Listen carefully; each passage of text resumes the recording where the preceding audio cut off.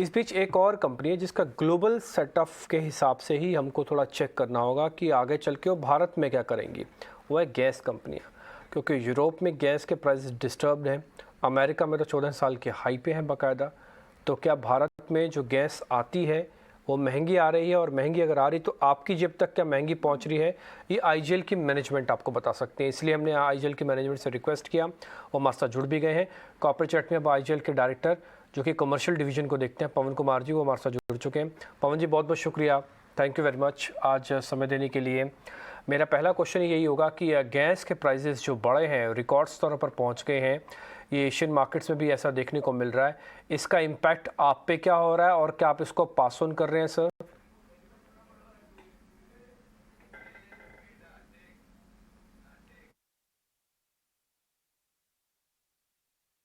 नमस्कार। अभी 16 अगस्त के बाद जो पॉलिसी आई है उसमें हमारा जो रिक्वायरमेंट है डोमेस्टिक गैस का, बेसिकली सीएनजी और पीएनजी का, उसका करीब 91% हमें एपीएम और नॉन एपीएम से मिल रहा है, सरकार द्वारा दिया जा रहा है।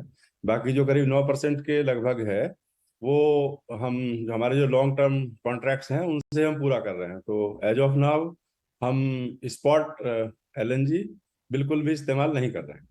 तो जो $66 की आप बात कर रहे हैं फिलहाल उसका कोई असर नहीं है, फिलहाल फॉर द टाइम भी। पवन जी, फिर एक बात और बताइए कि अभी ये जो हायर प्राइसेस का इसका इम्पैक्ट आगे भी आपको दिखता है, डिमांड वगैरह पे फ़र्क पड़ता है क्या इससे सर? अभी है, कुछ वर्षों के लिए है ये, बट बेसिकली डिपेंड करता है ऑन कंजम्पशन। सपोज यदि डिमांड बहुत ज्यादा बढ़ जाती है तो उस टाइम पे हो सकता है कि शायद हमें कुछ स्पॉट आरएलएनजी लेना पड़े, बट अभी 1-2 महीने में ऐसा कुछ नहीं है कि हमें स्पॉट का इस्तेमाल करना पड़ेगा। राइट। पवन जी, एक और चीज़ जो एक जनरल कंसेंसस है कि एपीएम गैस के प्राइसेस हैं वो सरकार कैप कर देगी। आपका क्या व्यू बन रहा है इस पर? क्या किसी तरह की इस पर इंडस्ट्री ने कोई रिक्वेस्ट गवर्नमेंट को भेजी है? मेरा मानना है कि गवर्नमेंट जिस तरीके से गैस को एनर्जी बास्केट में कंजम्पशन को पुश कर रही है, कि जो फिलहाल 6.8% है, ये 2030 तक ये करीब 15% जाना चाहिए, जो गैस का इस्तेमाल है पूरे एनर्जी बास्केट में। तो इसको पुश करने के लिए यदि आप देखें तो पूरे देश का करीब 92% पॉपुलेशन जो है ऑलरेडी सीजीडी एरियाज के जो जियोग्राफिकल एरियाज हैं उनको बिड कर दिया गया है, और करीब 2 लाख करोड़ का इन्वेस्टमेंट इस सेक्टर में लाइंड अप है। तो गवर्नमेंट जिस तरह से पुश कर रही है, मुझे लगता है कि गवर्नमेंट कुछ ना कुछ रास्ता निकालेगी, और सरकार जो है लोगों के हित में और जो निवेश है उसके हित में कुछ ना कुछ इस तरह का फैसला लेगी कि निवेशकों का और जो आम पब्लिक का जो हित है वो बना रहे, उसमें एक बैलेंस रहे। ठीक है पवन जी, तो इसका मतलब अगर कोई सरकार कैप नहीं लगाती है, मान लेते हैं, तो आपके ऐसे केस में एपीएम के गैस प्राइसेस कहाँ होंगे? और अगर जो भी एपीएम के गैस प्राइसेस उस वक्त चल रहे होंगे तो कितना इम्पैक्ट आपके मार्जिन पर पड़ेगा? देखिए, हमारा पूरा प्रयास है कि हम कीमतें ना बढ़ाएं, क्योंकि यदि कीमतें बहुत ज़्यादा बढ़ेंगी तो उससे जो गैस का कंजम्पशन है वो कम होगा।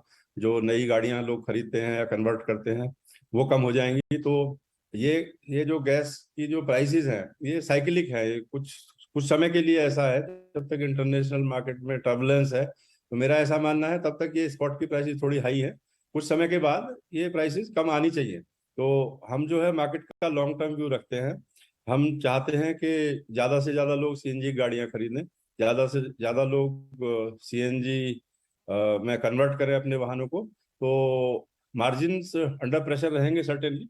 यदि गैस की कीमतें जो हैं बढ़ती हैं, जो इनपुट गैस कॉस्ट है वो बढ़ती है, तो नेचुरली मार्जिन्स पे प्रेशर आने की संभावना है।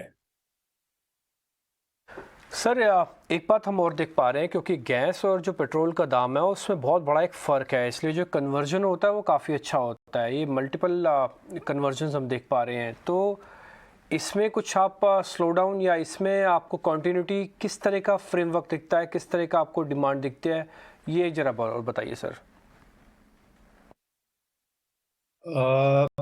अभी पिछले महीने का डेटा बताता है करीब 16,000 जो कार हैं जो वो कन्वर्ट हो रही हैं। और जो पहले का डेटा भी 15-16 के आसपास ही था, तो मेरे विचार से कोई इस तरह का विशेष परिवर्तन नहीं देखने को मिला है। इसके अलावा हमने वैसे भी, यदि आप देखें, तो हमने प्राइसेस नहीं बढ़ाई हैं। जब भी इनपुट कॉस्ट बढ़ी तो हमने वो जो कंज्यूमर्स के ऊपर कोई प्रेशर नहीं डाला, कोई दबाव नहीं डाला। और अभी सरकार ने जो BS6 जो वाहन है उनमें भी रेट्रोफिटिंग अलाउ कर दी है, तो मुझे लगता है कि कन्वर्जन बढ़ेगा। क्योंकि अभी भी यदि आप माइलेज देखें तो करीब 40 से 50% सस्ती है आप पेट्रोल के मुकाबले CNG फिलहाल। ठीक है, बिल्कुल। पवन जी, लास्ट क्वेश्चन, ये जो न्यू GA है ये कितना कंट्रीब्यूट कर रहा है वॉल्यूम्स में, और आपको volume growth going forward new area से, न्यू मार्केट से किस तरह की दिखती है?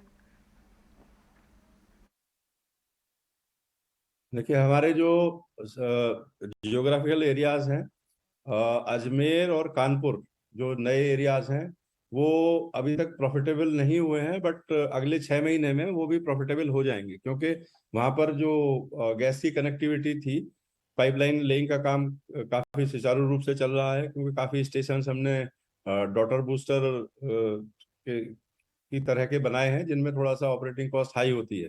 जैसे ही पाइपलाइन कनेक्टिविटी वहां आएगी अगले 4-6 महीने में, तो उन एरियाज में भी प्रॉफिटेबिलिटी आनी शुरू हो जाएगी।